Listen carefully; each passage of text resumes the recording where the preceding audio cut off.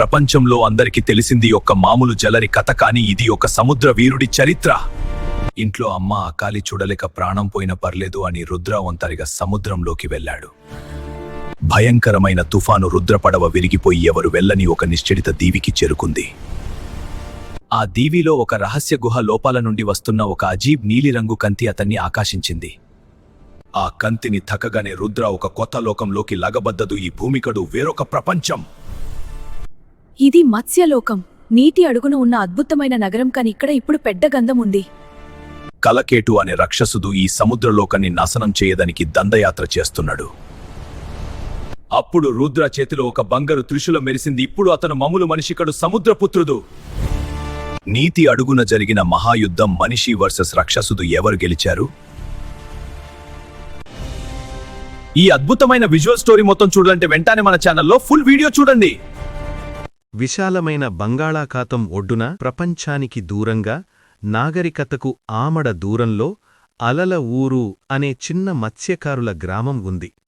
ఆ ఊరి నిండా పేదరికం తాండవిస్తూ ఉండేది. ఆ ఊరిలో ఒక చిన్న పూరి గుడిసెలో రుద్ర తన తల్లి పార్వతమ్మతో నివసించేవాడు. రుద్ర వయస్సు 25 ఏళ్లు.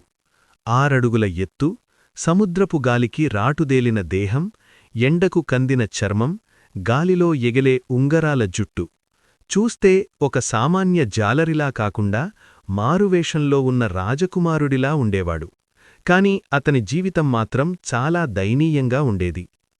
రుద్ర తండ్రి అతను చిన్నప్పుడే సముద్రంలో వేటకు వెళ్లి తిరిగి రాలేదు. అప్పటినుండి తల్లి పార్వతమ్మే కష్టపడి రుద్రను పెంచింది. రుద్రకు సముద్రమంటే ప్రాణం. కాని అదే సముద్రం ఒక్కోసారి వాని కడుపు నింపేది, ఒక్కోసారి ఖాళీ కడుపుతో పడుకోబెట్టేది. రుద్ర దగ్గర ఉన్నది ఒక పాత పడవ. దానికి జీవన అని పేరు పెట్టుకున్నాడు. అది ఎప్పుడు మునిగిపోతుందో తెలియదు, కాని రుద్ర నమ్మకమే దాన్ని నడిపిస్తోంది. ఒకరోజు రుద్ర పరిస్థితి మరీ దారుణంగా మారింది. వరుసగా 3 రోజులు వేటకు వెళ్ళినా ఒక్క చేపకూడా దొరకలేదు. ఇంట్లో బియ్యం గింజకూడా లేదు. తల్లి నీరసంగా మంచం మీద పడుకొని ఉంది. అమ్మా, ఆకలిగా ఉందా అని రుద్ర అడిగాడు. తల్లి కళ్ళు తెరిచి బలవంతంగా నవ్వి, లేదురా కన్నా, నువ్వు తిన్నావా అని అడిగింది. ఆ మాట రుద్ర గుండెల్లో ముల్లులా గుచ్చుకుంది. తన ఆకలిని దాచుకొని కొడుక్కోసం నవ్వుతున్న తల్లిని చూసి రుద్ర తట్టుకోలేకపోయాడు. ఆకాశం నల్లగా మారుతోంది. దూరంగా సముద్రం ఘోషిస్తోంది. ఈరోజు తుఫాను వచ్చే సూచనలు ఉన్నాయి. ఊరి పెద్దలు ఎవరూ వేటకు వెళ్లొద్దని హెచ్చరించారు. కాని రుద్ర ఆగలేకపోయాడు. నా ప్రాణం పోయినా పర్వాలేదు, ఈరోజు నా తల్లి కడుపు నింపాలి అని గట్టిగా నిర్ణయించుకున్నాడు. తన చిరిగిన వల భుజాన వేసుకొని పడవను సముద్రంలోకి నెట్టాడు. మృత్యువు అంచున. సముద్రం లోపలికి వెళ్లేకొద్దీ అలల ఉద్ధృతి పెరిగింది. గాలివేగం పెరిగి పడవ అటూ ఇటూ ఊగిపోతోంది. రుద్ర తన బలమంతా ఉపయోగించి తెడ్లు వేస్తున్నాడు. కాని ప్రకృతి ముందు మనిషి బలం ఎంత? అకస్మాత్తుగా ఒక పెద్ద అల వచ్చి పడవను బలంగా తాకింది. పడవలోని ఒక చెక్క ఊడిపోయింది. నీరు లోపలికి రావడం మొదలైంది. రుద్ర భయపడలేదు. నేను ఓడిపోను, ఓడిపోకూడదు అని అరుస్తూ పడవను ముందుకు నడిపాడు. కాని గాలి దిశ మారింది. పడవ అదుపు తప్పి మత్స్యకారులు ఎవరూ వెళ్లడానికి సాహసించని చీకటి దిశవైపు కొట్టుకుపోయింది. అక్కడ సముద్రం నల్లగా ఉంటుంది. అక్కడ ఒక పెద్ద నిషేధిత దీవి ఉంది. ఆ దీవి చుట్టూ భయంకరమైన రాక్షస రాళ్లు ఉన్నాయి. రుద్ర పడవ ఆ రాళ్లకు గుద్దుకొని ముక్కలైపోయింది. రుద్ర నీటిలో పడిపోయాడు. ఈత కొట్టుకుంటూ ప్రాణభయంతో ఆ దీవి ఒడ్డుకు చేరుకున్నాడు. ఒంటినిండా గాయాలు, విపరీతమైన అలసట, కళ్ళు మూతలు పడుతున్నాయి. కాని ఆ దీవి మధ్యలో నుండి ఒక వింతైన కాంతి రుద్ర గమనించాడు. అది మామూలు కాంతి కాదు, నీలిరంగులో మెరుస్తున్న ఒక దివ్యకాంతి. ఆ నిర్మానుష్యమైన ప్రదేశంలో ఆ కాంతి ఏంటి అనే కుతూహలం రుద్రను నిలబెట్టింది. అతను ఆ కాంతి వస్తున్న వైపు నడిచాడు. అక్కడ ఒక పెద్ద పురాతన గుహ, కేవ్ ఉంది. ఆ గుహ ద్వారం నోరు తెరిచిన రాక్షసుడిలా ఉంది. రుద్ర లోపలికి అడుగుపెట్టాడు. గుహలోపల గోడలన్నీ వజ్రాల్లా మెరుస్తున్నాయి. గుహ చివర గాలిలో తేలుతున్న ఒక నీటి సుడిగుండం కనిపించింది. అది గురుత్వాకర్షణ శక్తికి విరుద్ధంగా గాలిలో నిలబడి తిరుగుతోంది. రుద్ర ఆశ్చర్యంతో దాన్ని తగడానికి చేయి చాపాడు. అతని వేలు తగలగానే భూం అనే శబ్దంతో ఆ గుహ మొత్తం కంపించింది. ఆ సుడిగుండం రుద్రను అయస్కాంతంలా లోపలికి లాగేసుకుంది. రుద్ర స్పృహ కోల్పోయాడు. ఊపిరి పీల్చే నీరు. రుద్ర కళ్ళు తెరిచేసరికి అతను నీటి అడుగున ఉన్నాడు. చుట్టూ నీరు ఉంది. మొదట ఊపిరాడక చనిపోతున్నానేమోనని భయపడ్డాడు. గట్టిగా గాలి పీల్చడానికి ప్రయత్నించాడు. ఆశ్చర్యం! నీరు అతని ఊపిరితిత్తుల్లోకి వెళ్ళినా అతనికి ఏమీ కాలేదు. గాలిని పీల్చినట్లే నీటిని పీల్చుకోగలుగుతున్నాడు. అతను చుట్టూ చూశాడు. అదొక అద్భుత ప్రపంచం. భూమిమీద ఉండే నగరాలకంటే 100 రెట్లు అందమైన నగరం అది. భవనాలు పగడాలతో ముత్యాలతో కట్టబడ్డాయి. సూర్యరశ్మి లేకపోయినా అక్కడి ఉన్న మొక్కలు స్వయంగా కాంతిని వెదజల్లుతున్నాయి. అంతలో రుద్ర చుట్టూ కొందరు వింత మనుషులు ఆయుధాలతో వచ్చారు. వారిని చూసి రుద్ర వణికిపోయాడు. వారి పైభాగం మనిషిలా ఉంది, కాని నడుము కింద భాగం చేప తోకలా ఉంది. వారు మత్స్యమానవులు. ఎవరు నువ్వు? మా పవిత్ర లోకంలోకి ఎలా వచ్చావు? అని ఒక సైనికుడు గర్జించాడు. రుద్ర సమాధానం చెప్పేలోపే వారు అతన్ని బంధించి రాజప్రాసాదానికి ఈడ్చికెళ్లారు. ఆ లోకానికి రాజు మహేంద్రుడు. ఆయన సింహాసనం మీద కూర్చని ఉన్నాడు. ఆయన పక్కన సముద్రపు నురగలాంటి అందంతో మెరుస్తున్న కళ్లతో యువరాచి జలప్రియ ఉంది. రుద్రను చూసి రాజు ఆశ్చర్యపోయాడు. కాళ్ళు ఉన్న మానవుడు మన లోకానికి రావడం అసాధ్యం. ఇతను ఎవరు?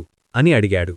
అప్పుడు ప్రధాన పూజారి ఒక పాత భవిష్యవాణి గ్రంథాన్ని తెరిచి చదివాడు. మహారాజా, ఇది యాదృచ్ఛికం కాదు. మన పురాతన గ్రంథాల్లో రాసి ఉంది. ఎప్పుడైతే సముద్రం విషంలా మారే ప్రమాదం వస్తుందో అప్పుడు భూమిపైనుండి ఒక వీరుడు వస్తాడు. అతను సముద్రపుత్రుడు. అతని రాకతో మన తలరాత మారుతుంది అని ఉంది. అందరూ రుద్రవైపు ఆశగా చూశారు. రుద్రకు ఏమీ అర్థం కాలేదు. నేను కేవలం చేపలు పట్టేవాణ్ణి. నాకే శక్తులు లేవు. నన్ను వదిలేయండి. నా అమ్మ ఎదురుచూస్తుంటుంది అని బతిమాలాడు. చీకటి శత్రువు. అప్పుడు యువరాచి జలప్రియ సింహాసనం దిగి రుద్ర దగ్గరకు వచ్చింది. ఆమె కళ్లల్లో నీళ్లు ఉన్నాయి. మానవా, నీకు వెళ్లే స్వేచ్ఛ ఉంది. కాని మా పరిస్థితి విను. మా లోకానికి అక్షయమణి అనే ఒక శక్తి ఉంది. అది సముద్రం మొత్తానికి ప్రాణవాయువునిస్తుంది. కాని సముద్రపు అట్టడుగున ఉండే చీకటి అగాధంలో కాలకేతు అనే రాక్షసుడు ఉన్నాడు. వాడు సగం పీట, సగం రాక్షసుడు. వాడు ఆ మణిని దొంగలించి సముద్రాన్ని తన ఆధీనంలోకి తీసుకోవాలనుకుంటున్నాడు. రేపు పౌర్ణమి రాత్రి వాడు మా రాజ్యం మీద దండేత్ర చెయ్యబోతున్నాడు. వాడు గెలిస్తే సముద్రంలో ప్రాణమున్న ప్రతి జీవీ చనిపోతుంది. మాకు యుద్ధం చేయడం రాదు. మేము శాంతి ప్రియులం. మమ్మల్ని కాపాడే శక్తి నీ రక్తంలోనే ఉందని ఆ దేవుడు నిన్ను ఇక్కడికి పంపాడు. ఒక ఆడపిల్ల కన్నీళ్లు, ఒక తల్లిలాంటి సముద్రం నాశనమైపోతుందనే విషయం రుద్రను కదిలించింది. తన తల్లికి అన్నం పెట్టలేకపోయాడు. కనీసం ఈ లోకాన్నైనా కాపాడితే తన జన్మకు అర్థం ఉంటుందనిపించింది. నేనుంటాను, మీకోసం పోరాడతాను అని రుద్ర మాటిచ్చాడు. శక్తి స్వరూపం. యుద్ధానికి సిద్ధమవ్వడానికి రాజు మహేంద్రుడు రుద్రను వీరగుహకు తీసుకెళ్లాడు. అక్కడ ఒక ఎత్తైన రాతి పీత్రం మీద బంగారు త్రిశూలం ఉంది. అది 1000 సంవత్సరాల నుండి అక్కడ ఉంది. ఎంతోమంది బలవంతులు దాన్ని ఎత్తడానికి ప్రయత్నించి విఫలమయ్యారు. రుద్ర, ఇది వరుణదేవుడి ఆయుధం.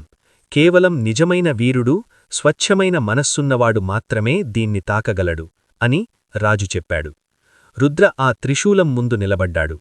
కళ్ళు మూసుకొని తన తల్లిని తలుచుకున్నాడు. అమ్మా, నాకు శక్తినివ్వు అని మనసులో అనుకున్నాడు. త్రిశూలాన్ని పట్టుకున్నాడు. ఆశ్చర్యం!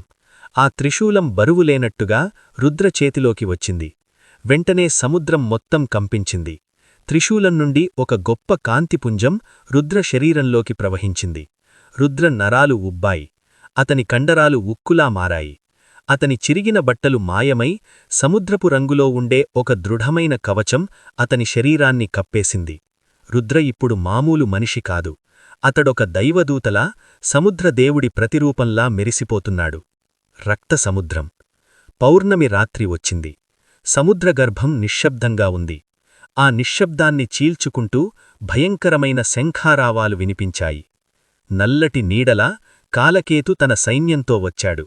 లక్షదాది వింత జీవులు, విషం చిమ్మే పాములు, కత్తులులాంటి దంతాలున్న షార్క్ చేపలు, రాక్షస ఆకారాలు మత్స్యరాజ్యాన్ని చుట్టుముట్టాయి.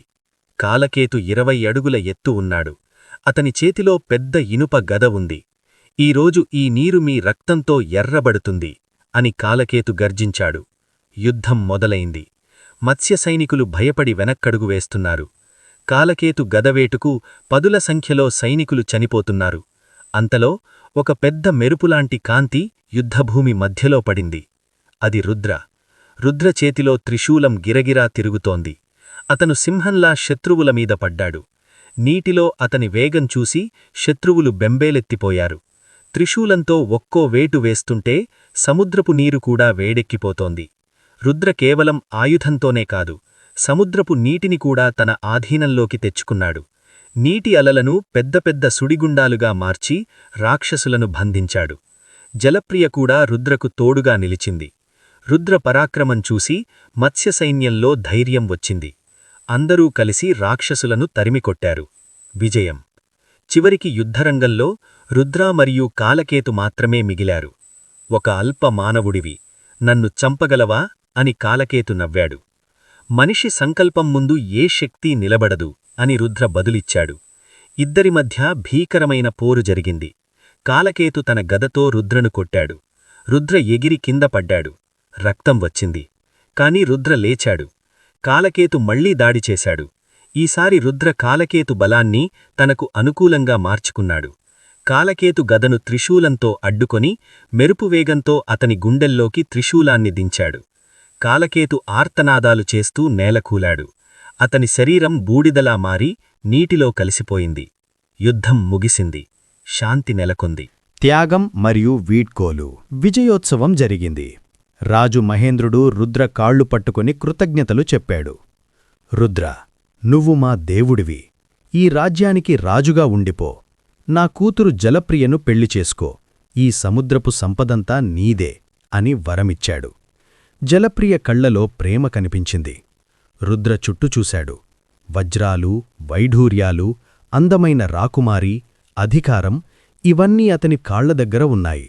ఒక్క మాట చెప్తే అతని తలరాత మారిపోతుంది. కాని రుద్ర మనసులో ఒకటే రూపం మెదిలింది, తన తల్లి ఆకలితో ఉన్న ముఖం. మహారాజా, మీ ప్రేమకు ధన్యవాదాలు. కాని ఒడ్డున నా ముసలి తల్లి ఉంది. ఆమెకు నేను తప్ప ఎవరూ లేరు. స్వర్గంలో ఉన్నా సరే అమ్మ లేకపోతే అది నాకు నరకమే. నేను వెళ్ళాలి అని రుద్ర చేతులు జోడించి చెప్పాడు. రుద్ర మాతృభక్తిని చూసి దేవతలు కూడా ముచ్చటపడ్డారు. రాజు సంతోషించి ఒక పెద్ద పెట్టెనిండా అద్భుతమైన ముత్యాలు, రత్నాలు ఇచ్చాడు. ఇవి నీ పేదరికాన్ని పోగొడతాయి.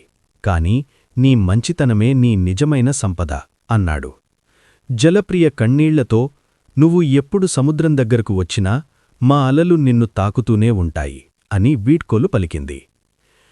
కొత్త జీవితం. రుద్ర మళ్లీ ఆ గుహద్వారా, నీటి సుడిగుండం ద్వారా బయటకు వచ్చాడు. అప్పటికి తుఫాను తగ్గిపోయింది. సముద్రం శాంతించింది. రుద్ర ఒడ్డుకు చేరుకున్నాడు. పరుగు పరుగున ఇంటికి వెళ్లేసరికి తల్లి దీపం వెలిగించి రుద్ర కోసం ఎదురుచూస్తోంది.